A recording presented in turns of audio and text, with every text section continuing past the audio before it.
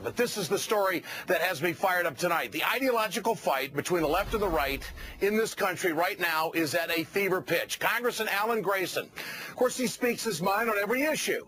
And his never-ending fight for unemployed Americans in this country has led to some very serious threats, including a death threat that he says was stirred up because of his passion. It started on the House floor Monday night during a debate on extending unemployment benefits. The people who will lose their homes if this bill doesn't pass. The people who will be living in their cars if this bill doesn't pass. That's why we need this to pass. And I will say this to Republicans who have blocked this bill now for months and kept food out of the mouths of children. I will say to them now, may God have mercy on your souls.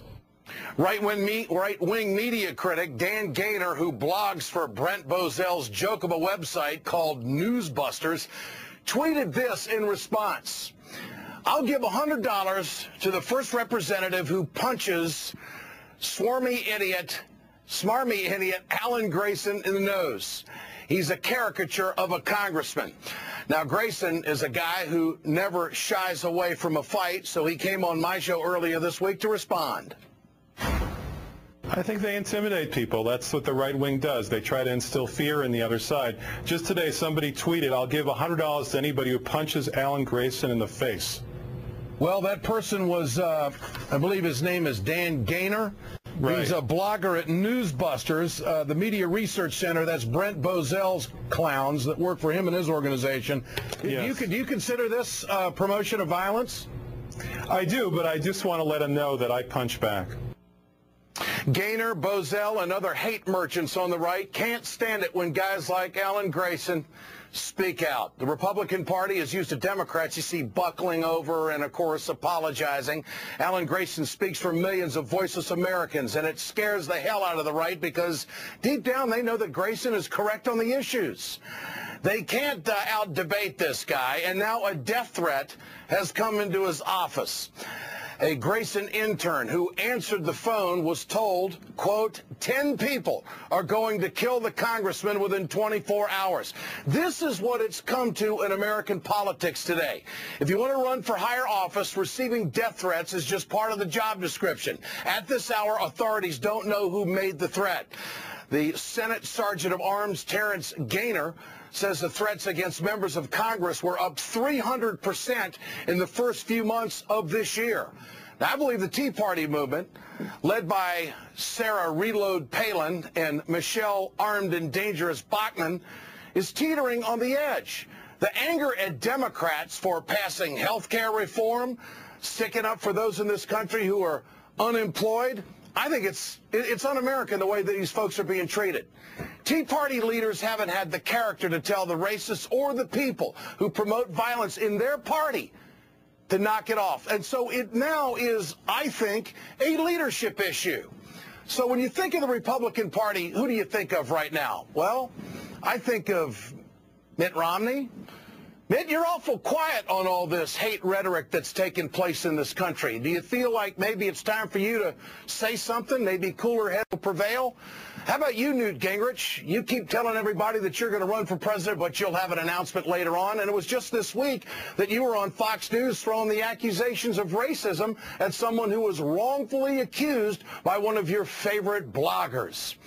You see, this is how it plays out. Their passion on the right, their passion for hatred and despair for liberals in this country is so strong, they just say, well, we just can't tone it down. We just can't say, hey, you can't do that. It's all freedom of speech. They hide behind that. And they do believe that if they allow this to go on, the Graysons in the world, that just is the rocks with the farm, you know, that goes with the territory. You got to put up with it. But this is how the righties in this country and those who are supposed to be in a position of leadership, they think that this is just going to rile up their base and they're just going to have an outpouring of support at the polls in November. This truly is their strategy. Get your cell phones out, folks. I want to know if you agree with Alan Grayson. Does the right-wing media try to instill fear in the left? Text A for yes, text B for no to 622-639. We'll bring you the results later on in the show. Joining us now is Florida Congressman Alan Grayson. He joins us here tonight. Congressman, good to have you with us. Did you expect a reaction? You bet. Did you expect a reaction like this? Did you kind of sense it might be coming, or are you surprised by this? This is the way they are, but despite their best intentions, I'm still alive. I was surprised, though, that they thought that it would take 10 people to bring me down. Do they think I'm Rasputin or somebody?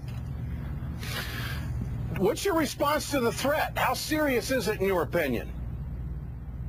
Oh, God.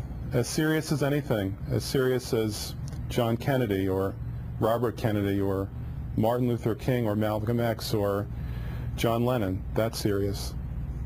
Do you think that the leadership, if there is any over on the conservative side, at this point has an obligation, not just because of this situation with your office and some of the things that have been said, but the number of threats that have been made this year? Do you think there's maybe room for some leadership and some comments to maybe tell the American people, whoever these folks are, to settle down and it's not worth it? What do you think? They're responsible for it. Sarah Palin left her home in Sasquatch, Alaska, or wherever she lives, came to my district in Orlando and told her zombie minions a few months ago to take me out, like she was trying to shoot a moose from a helicopter. They're responsible for it. They instigate it. They need to stop, or we need to hold them accountable for it. So it's just not the right-wing media. You think that, and based on what you just said, the people in a leadership role, those who get visibility, those who can hawk camera time anytime they want it, they're leading these people, correct?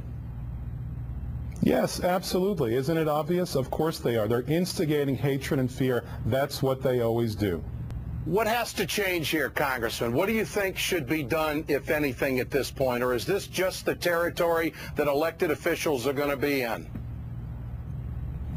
No, I don't think it has to be that way. And I think that we've lived through enough tragedies to understand it can't be that way. There's 171,000 people who wanted me to be their congressman. Why should one person be able to negate that? We can't allow that to happen.